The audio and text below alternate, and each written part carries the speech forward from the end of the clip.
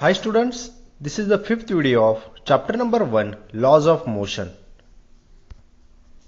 Next and very important topic in this chapter, Newton's Laws of Motion. In the fourth video, we are basically studied about the Newton's equations of motion. There are three equations of motion and then uniform circular motion. So in this video, we are basically study about the Newton's laws of motion.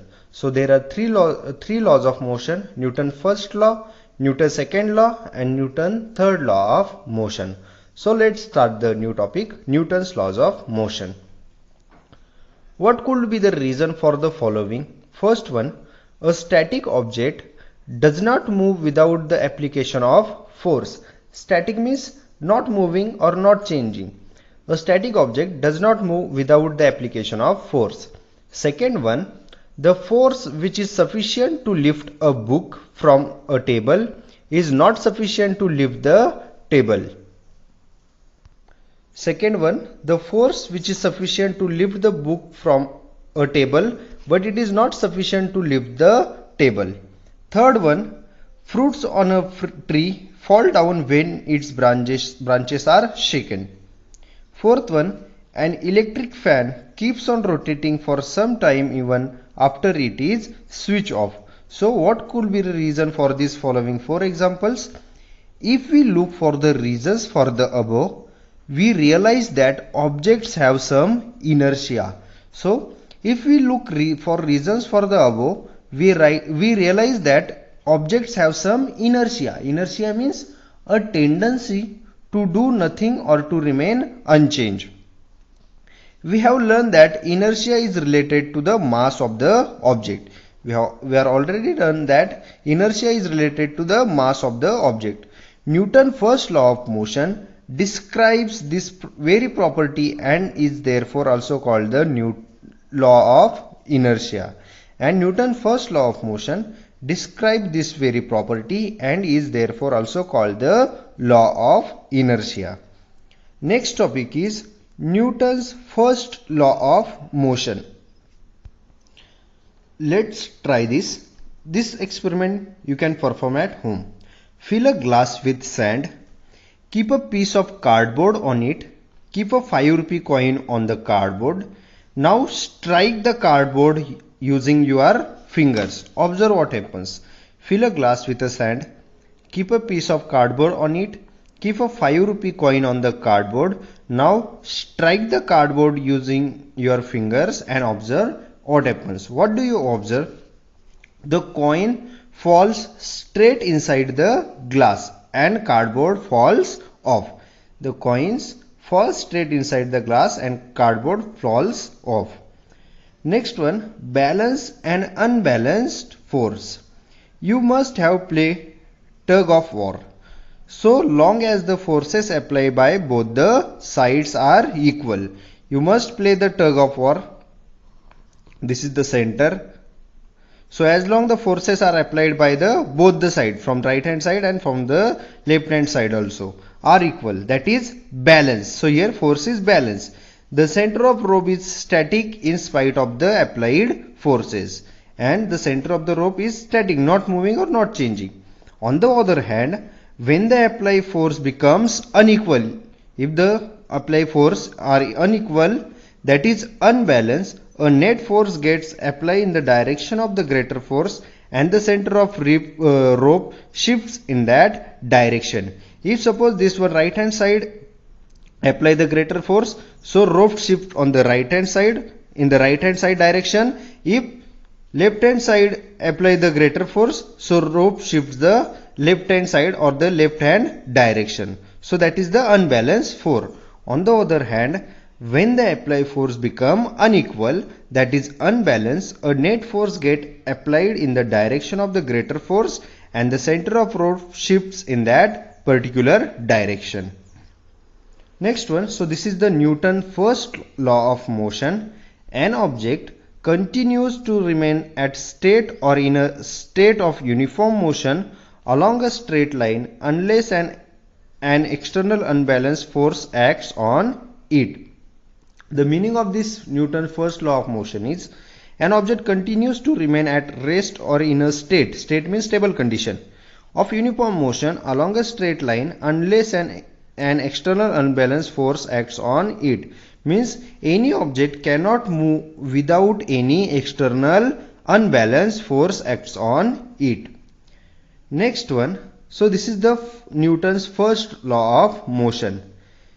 When an object is at rest, means not moving or not changing, or in uniform motion along a straight line, it does not mean that no force is acting on it. Suppose this is the object and this object is at rest or uniform motion along a straight line, it does not mean that no force acting on it. Actually, there are number of forces acting on it, but they cancel one another so that net force is zero. Newton's first law explains the phenomenon of inertia, that is the inability of an object to change its state of motion on its own. Inertia means the inability of an object to change its state of motion on its own. It also explains the unbalanced forces which cause a change in the state of an object at rest or in uniform motion. So all instances of inertia are examples of Newton's first law of motion, and all instances of inertia are the examples of Newton's first law of motion. So this is the Newton's first law of motion. An object continues to remain at a rest or in a state of uniform motion along a straight line unless an external unbalanced force acts on it. Next one is Newton's second law of motion.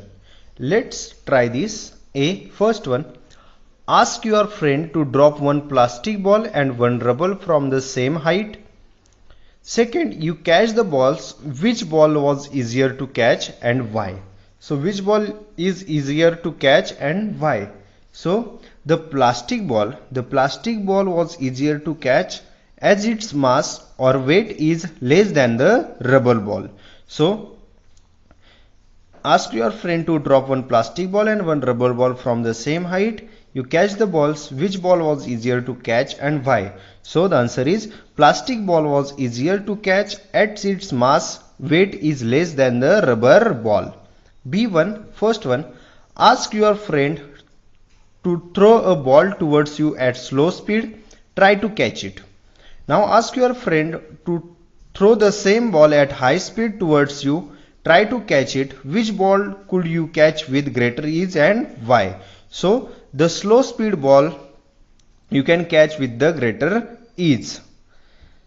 The effect of one object striking another object depends both on the mass of the former object and its velocity. So here the effect of one object striking on another object. Here in the first example, plastic ball was easier to catch as its mass is less than the rubber ball. So the effect of one object striking another object depends both on mass of the former object and its velocity.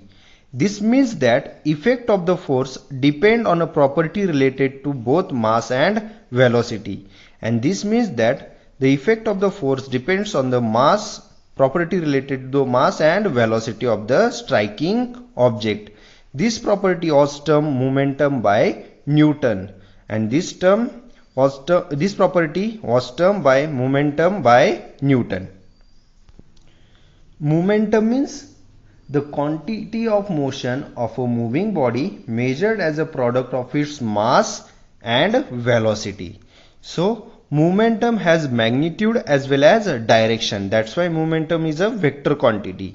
So momentum has magnitude as well as direction. Its direction is the same as that of velocity, and its direction is the same as that of velocity. In International System, SI system, the unit of momentum is kg meter per second, while in CGS system, centimeter gram second system, it is gram centimeter per second. If an unbalanced force applied on an object causes a change in its momentum. So if an unbalanced force applied on the object causes a change in the velocity of the object, then it also causes a change in its momentum. So if unbalanced force applied on an object cause a change in the velocity. If the velocity change, then the momentum is also change. The force necessary to cause a change in the momentum of the object on an object depends upon the rate of change of momentum, and the force necessary to cause a change in the momentum of an object depends upon the rate of change of momentum. So next one is momentum. Momentum denoted by capital letter P. Momentum is the product of mass and velocity. We already discussed here. Momentum is the product of mass and velocity of an object. So P is equal to mass into velocity. Momentum is a vector quantity because momentum has magnitude as well as direction. So here the Newton's second laws of motion, the rate of change of momentum is proportional to the applied force, and the change of momentum occurs in the direction of the force. The rate of change of momentum is proportional to the applied force, and the change of momentum occurs in the direction of the force. Suppose suppose this is the object of mass m and initial velocity u. When a force F is applied in the direction of its velocity for time t, its velocity becomes v. And if we apply the force F is applied in the direction of its velocity for time t, its velocity becomes v. Therefore, the initial momentum of the object is mu. Initial momentum of the object is mu. We already discussed in the acceleration, initial acceleration u and final acceleration v. We already discussed about the initial velocity. Initial velocity we denote by letter u and final velocity we denote by letter v. Similarly, the initial momentum of the object is mu and the final velocity after time, the final momentum after time t is mv. Therefore, rate of change of momentum is equal to change in momentum divided by time. So here we are using the acceleration formula, final velocity minus initial velocity. So here final momentum minus initial momentum. Therefore, rate of change of momentum is equal to final momentum is mv minus initial momentum is mu divided by time t. So if we take the m as common, so what is remaining? V minus u upon t. But we are know v minus u upon t means it is a acceleration. So how will you write this m as it is? V minus u upon t, will write down acceleration ma.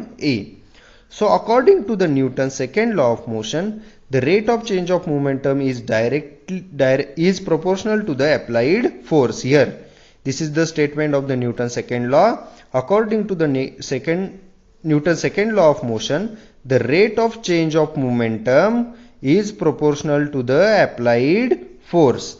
Therefore, ma is proportional to the force. Therefore, F is equal to K into ma, where K is the constant of proportionality and its value is a.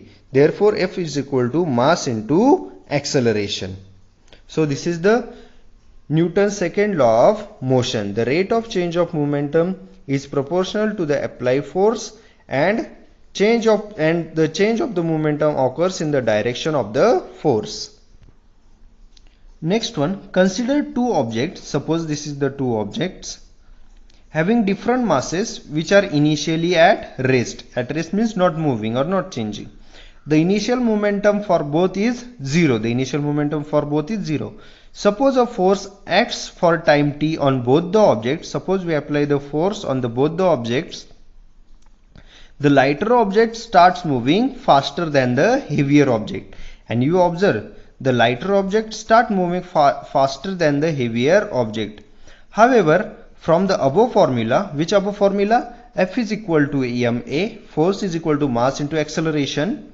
However, from the above formula, we know that the rate of change of momentum, that is the F in both objects, is same, and the total change in their momentum will also be the same, that is the Ft. Thus, if the same force is applied on the different objects, the change in momentum is same. So here what we understand, If the same force is applied on the different objects, the change in momentum is same. Next one, in SI system, the unit of force is Newton. Newton we denote by capital letter N. The force necessary to cause an acceleration of 1 meter per second square in an object of mass 1 kg is called 1 Newton.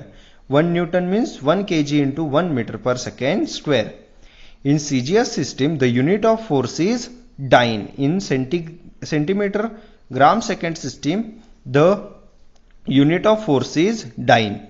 Dyne means the force necessary to cause an acceleration of 1 centimeter per second square. In Newton, it is 1 meter per second square. In an object of mass 1 gram is called 1 dyne. 1 dyne is equal to 1 gram into 1 centimeter per second square. So this is the Newton's second law of motion. Next one is use your brain power. Why is there a thick bed of sand for a high jumper to fall on after his jump? So why there is a thick bed of sand for a high jumper to fall on after his jump? So by using a sand bed, the rate of change of momentum is less, hence impact is less. The force experienced by the high jumper is less.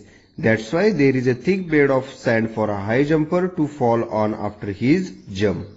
Next topic is Newton's third law of motion. Let's try this. Take a plastic boat and make a hole at its rear end. Second, inflate a balloon, fill the balloon with the air and fix it on the hole in the boat. Release the boat in water. What happens to the boat as the air in the balloon escapes slowly? Why?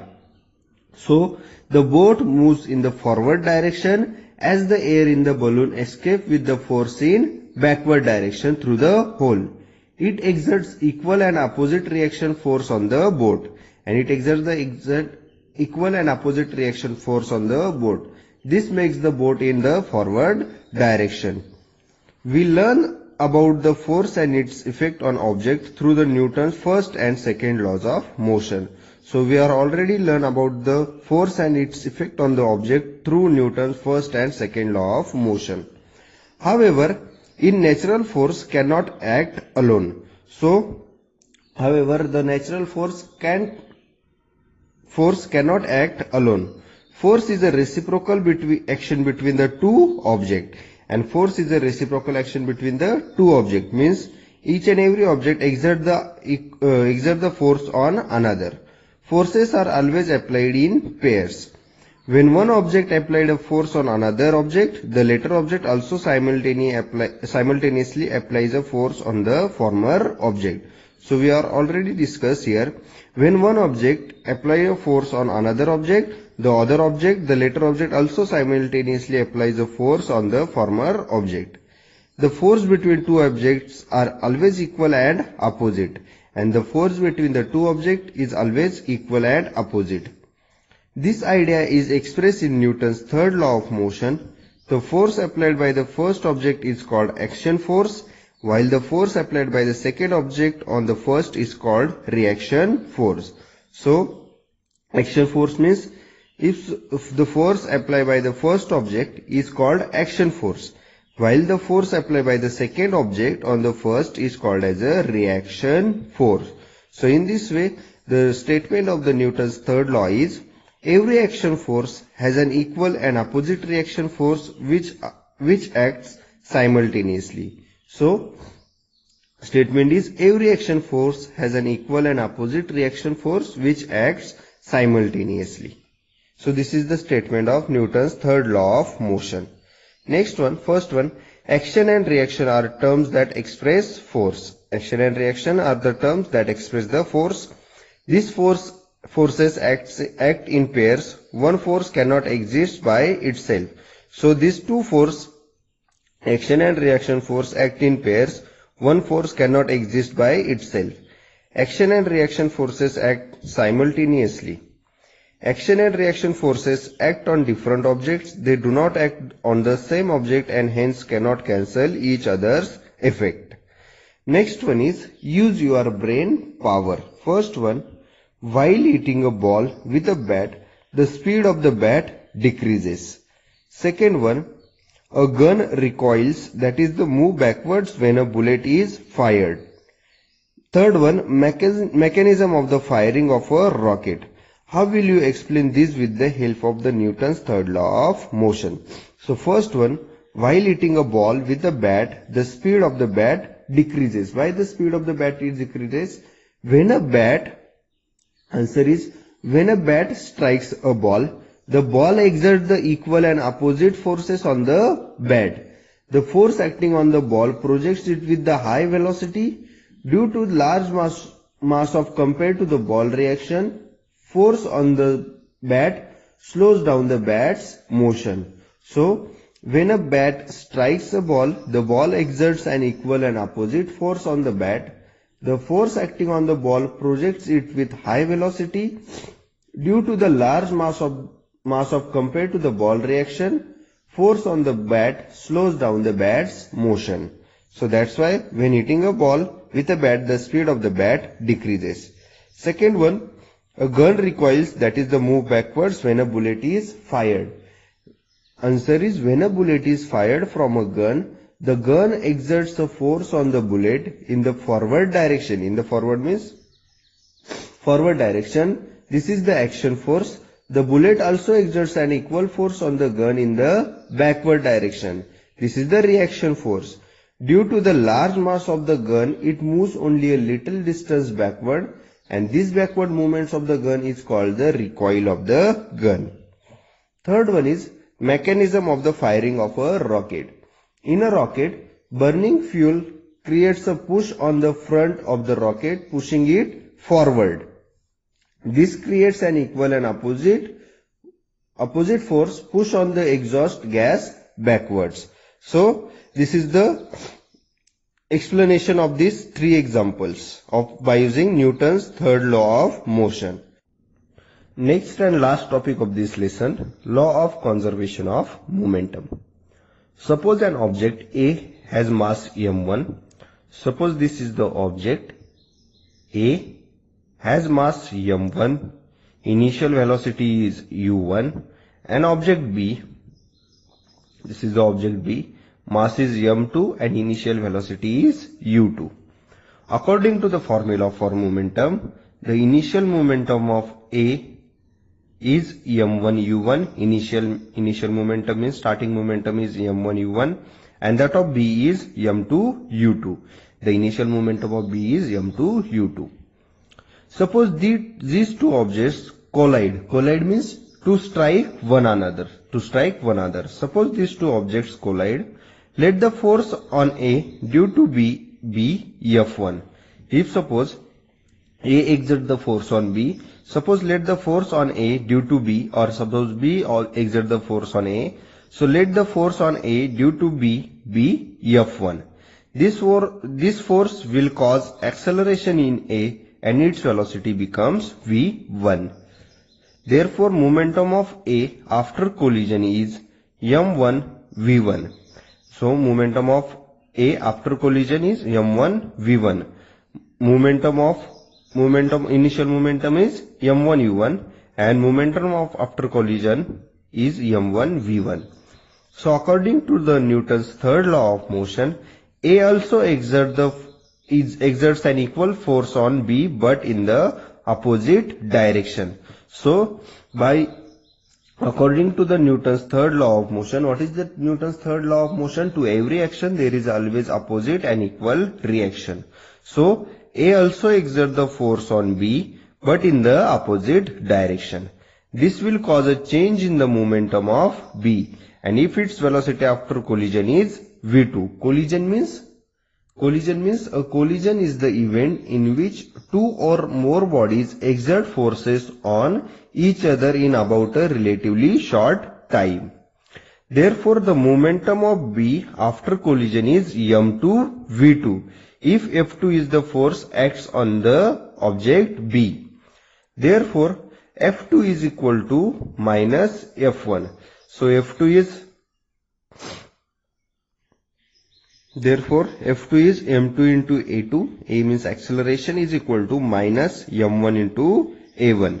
Why we will write down it here? Because force is equal to mass into acceleration. Therefore, m2 into, if suppose we are know the value of acceleration is v minus u upon t, final velocity minus initial velocity divided by time. So here we put v2 minus u2 divided by t is equal to minus m1, what is the value of a1, into v1 minus u1 divided by t.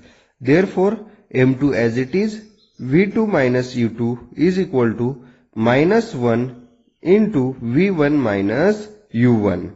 Here t gets cancelled. Therefore, m2, if we multiply this m2 in this whole bracket, so m2 into v2 minus m2 into u2, m2 into v2, m2 into v2, m2 into minus u2 is equal to minus 1 into v1 minus minus plus, therefore m1 into u1. Therefore m2 v2, if suppose this minus m1 v1 goes on the left hand side, so it becomes plus m1 v1 is equal to m1 u1, this minus m2 u2 goes on the right hand side, so it becomes plus m2 u2. Therefore, the magnitude of the total final momentum here, v2 v1 means it is a final momentum. So the magnitude of the total final momentum is equal to the magnitude of the total initial momentum. u1 and u2 is the initial momentum. Therefore, the magnitude of the total final momentum is equal to the magnitude of the total initial momentum. Thus, if no external force is acting on the two objects, then their total momentum is equal to their total final momentum. So, if there is no external force is acting on the two objects, then their total initial momentum is equal to the total final momentum. And this statement is true for any number of objects. Next one, when no external force acts on two interacting objects, their total momentum remains constant, it does not change. So, when no external force acts on two interacting objects, when there is no external force acts on the interacting objects, their total momentum remains constant, it does not change. This is the corollary of the Newton's third law of motion. Corollary means forming a proposition that follows from already proved. This is the corollary to Newton's third law of motion. The momentum is unchanged after the collision. The momentum gets redistributed between the colliding objects. The momentum of one of the object decreases while that of the other increases. Thus, we can also state this corollary as follows. When two objects collide, the total momentum before collision is equal to the total momentum after collision. Suppose the two objects collide means to strike one another, the total momentum before collision is equal to the total momentum after collision. In order to understand this principle, let us consider the example of bullet fired from a gun. When a bullet of mass is m1 is fired from a gun of mass m2, its velocity becomes v1 and its momentum is become m1 v1. Before firing the bullet, both the gun and the bullet are at rest, means it's stable, and hence the initial momentum is 0. According to the above law, the total final momentum also has to be 0. Thus, the forward moving bullet causes the gun to move backward after the firing, and this backward motion of the gun is called as a recoil.